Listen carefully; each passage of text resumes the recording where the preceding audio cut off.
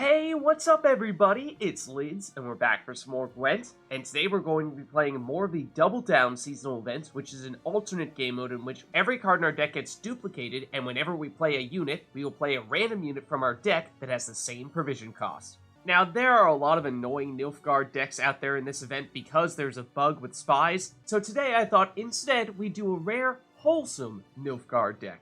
So let's go give it a look. So today we'll be playing a Nilfgaard Imprisonment deck, and the theme is very simple. Step 1, play a bomb. Step 2, when you play the bomb, Madoc will get summoned. Because every card in our deck gets doubled, that means there will be 2 Madocs. Step 3, once you have Madocs on the board, play Letho to transform into more Madocs. And again, because every card in our deck gets duplicated, we will have a total of 4 Madocs after we do this. Then play the rest of your bombs and deal a bunch of damage. It's really that easy. So now I'll flip through the deck to show you what else we have, but it is very simple. We threw Sunset Wanderers in there because we could. Strangely enough, only one of these is guaranteed to start in our hand, and if we get a second one in our hand, then it won't necessarily be in the leftmost spot. Then Triss is another great source of even more bombs.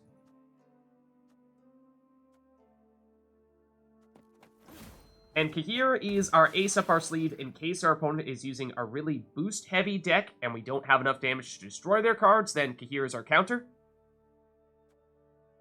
And if our opponent has some really powerful card that we can't handle, then we can use our leader ability to lock it and then use Dudu to transform into our own copy of it. Then Moorlehem Cupbearer can either poison one of our opponent's units, and because it's our only 7 provision cost unit, whenever we play it, we'll also get the other one out from our deck, so we'll have enough poison to destroy a card in one turn, or we can use it to purify Madoc in case it gets locked. And that's the same reason why CD Dyffryn is here as well. Then if Johnny does not get locked or damaged, he will give us a ton of extra damage, because we're going to play a lot of special cards. And then it's just a whole bunch of bombs. And a little more poison. Again, King Cobra is our only 5 provision cost unit, which means if we play one of them, we're guaranteed to get another one out of our deck, so we're guaranteed to get 2 rounds of poison in one turn.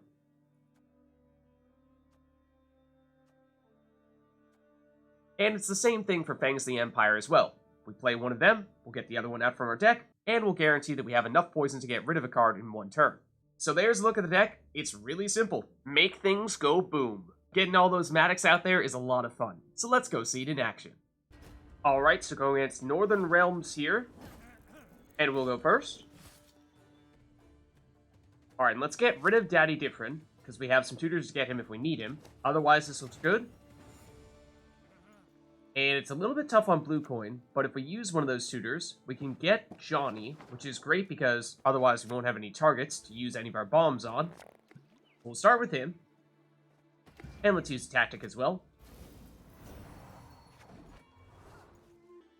Okay, they're gonna go with, Vernon Roach, which is one of the few non-Nilfgaard spies, and they actually do steal one of our cards with it. It's Triss Telekinessis, and that's one of our better cards, so that does hurt. And they also get Siege. Wow. Okay, so, I think we know what to expect here in that case. With Triss, they'll get Red Haze, and, they won't hit anything with it, so it's a little odd, but okay. But now, let's see, why don't we start breaking out the bombs? Let's dish out some damage, and with those Johnnies there, that'll give us a bit of extra damage as well, so that'll definitely help. And I think we do use some leader ability charges here, just to keep this in check, otherwise they might be able to shut down some of our damaging engines.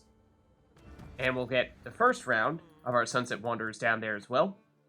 Now it's Siege round 2. Okay, so they are going super aggressive on the siege engines here. And in that case, let's activate the Madocs. Let's get them back out and get rid of all of those siege engines. Now they're going to go with a Ballista, dish out some damage, and they're trying to get rid of one of our Johnnies. Bombardment, oh, they do trigger it, but it's not quite enough to get rid of our weakest Johnny, so that's good. We'll still have all of our damage here. We'll activate Madoc again, and this time, let's get out a bunch of Oneiromancies, and those will trigger the Johnnies, so that'll give us a ton of damage, and then play one of our bombs. And at this point, we can wipe the board again.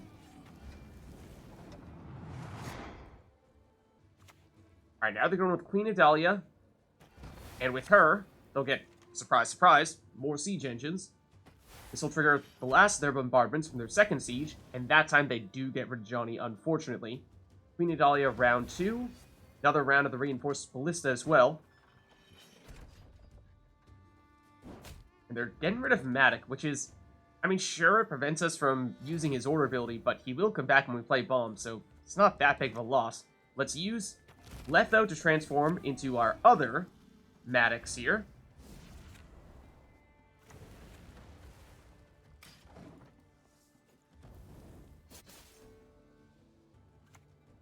Now, even more reinforced ballistas. I suppose we knew they had them in their hand. Then Illyrian Arbalist as well. So yeah, this is the problem. They have a lot of damage as well. So we want to make sure we can find a way to shut some of those engines off. And they'll even use a leader ability charge to give them even more damage. And with that, they should have enough to get rid of Johnny. Yeah, they do.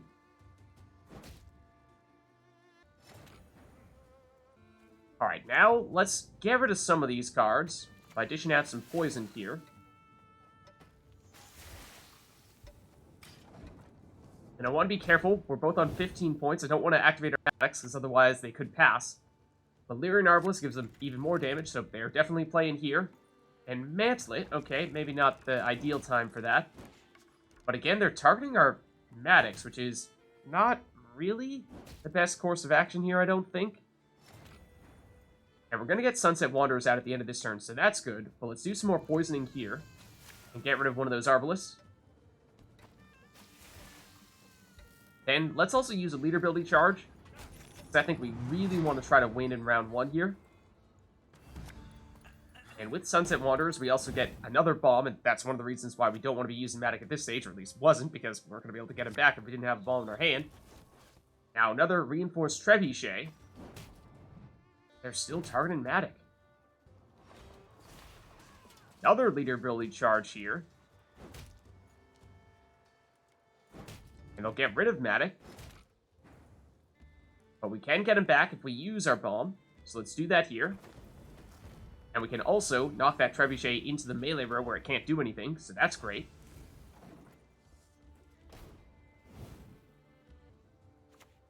And then they're going with a Redanian Archer, so even more damage. And a Reinforced Ballista too. And they're still seeming to target Madoc.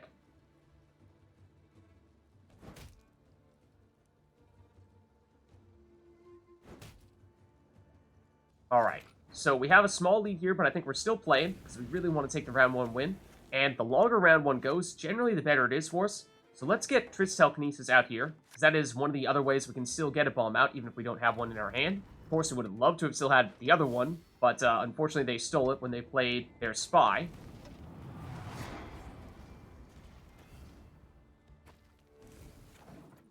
That gives us a pretty sizable lead here, especially once that damage triggers. They're going with more damage here, yet again. But is it going to be fast enough for them to catch up to us?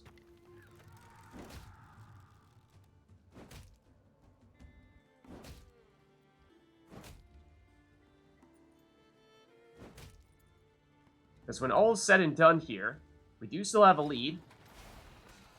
So they'll use another leader ability charge. But that doesn't add too much. Just gives them 1 more damage and a 2-point body. And so it's close here, but I think we play Cahir just to have another body out there for a few more points. Obviously, they aren't really doing any boosting, but I think this may be the difference between being able to win round 1 and not being able to win round 1. And so they'll pass. And so we have succeeded in winning round 1 and making this go as long as possible, which I think will help.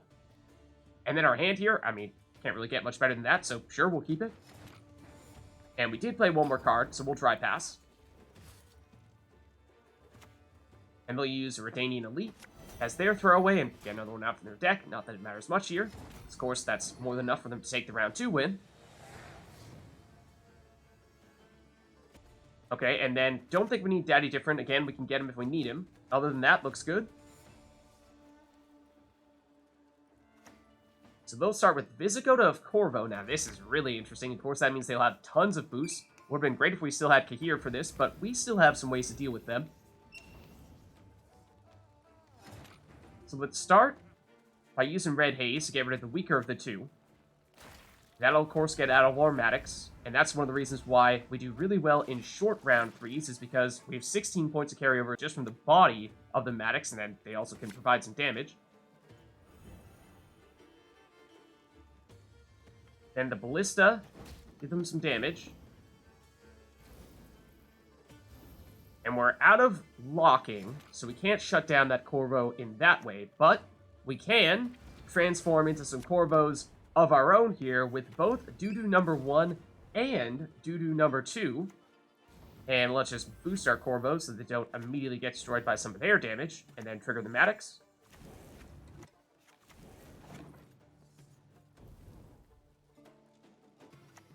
Alright, now they're going to go with the Lyrian Arbalest.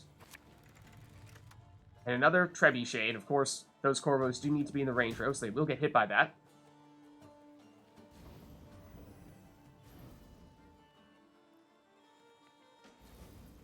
But they have boosts here, but no damage remaining, or at least just one passive damage from the Trebuchet at the end of their turn, so they're not going to be able to destroy either of our Corvos here. But we can get rid of their Corvo with our poison here from the Cupbearers.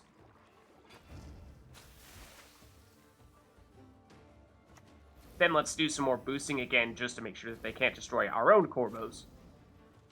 So we have successfully stolen what was going to be likely their best card in round 3, and prevented them from using it at all. Foltest Pride is dangerous with all that damage, but I don't think they have quite enough time to make that fully effective, as it's still not enough to get rid of any of the Corvos. Now let's use Oneiromancy, get out some more poison. And I think that Arbalest might be more threatening, because I don't think Foltest Pride is going to have enough time to use its order ability again.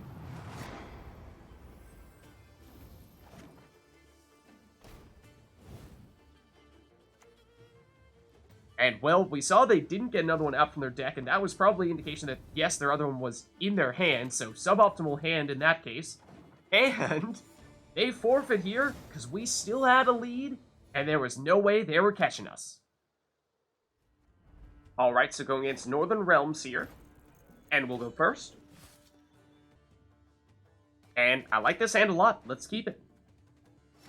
Okay, and it's a little bit tough going first, but if we have Johnny, then that can set us up for some damage, even when we don't have anyone to target with our bombs. And let's use our tactic on him as well. Alright, they're going to go with the Sheila.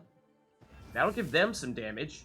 Oh, and Doragary, okay, can lock at least the Johnny that we did not give Veil. However, we do have some ways to get Purification. First, though, let's get rid of Sheila so that they don't destroy that Johnny. And that'll get out the Madocs, of course. Then they'll go with another round of lock. Oh, unfortunately they locked in the same row, so that works really well for Daddy Dyffryn. So we'll probably use him on our next turn. And then a weakened Madoc, but that's not a huge deal.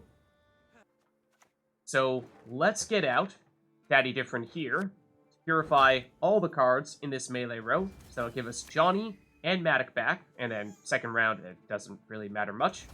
Then let's activate the Madocs.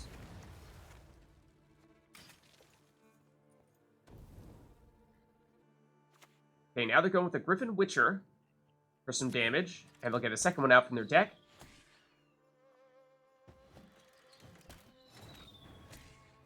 Okay, now let's get the Madocs bat out here by using some bombs and dealing a bunch of damage with those Johnnies as well. And let's lock down that Griffin Witcher, just to make sure that they can't get any damage to shut down, say, a Johnny. They'll pass early here. So, okay, we'll take a quick round 1 win in that case. And we may not have enough poison for Devil's Puffball, so let's switch that. And just looking at what we're going to want to do with our Oneiromancy, but as it turns out, they don't think they can handle the Madocs. So they forfeit. Alright, so going against Skellige here. And we'll go first. And let's get rid of some of our poison. And we definitely don't want Madoc in our hand. And we don't want 2 Trisses in our hand either. And this is a little bit tough here. Don't have great cards because no Johnny. So blue coin is a little bit tough for us. In which case, I guess we go with Cahir. And let's use a tactic on him. Alright, and they'll start with an on-crate long shift. And they'll get another one out from their deck, so they'll get some damage in that way. But now let's use a bomb to get our Madocs out there. And of course, those Madocs will not take damage from those longships because we're summoning them. And they panic and don't play anything, so sure, we'll trigger the Madocs. And they'll forfeit, so looks like they just were not ready for us to summon and avoid their damage. So we'll take the win. So there's a look at a quadruple Madoc deck for the new Double Down seasonal event. If you liked the video, then make sure to hit the like and subscribe button and leave a comment down below to let me know which other cards, archetypes, and factions you'd like us to experiment with next. Thank you all for watching, and I'll catch you next time.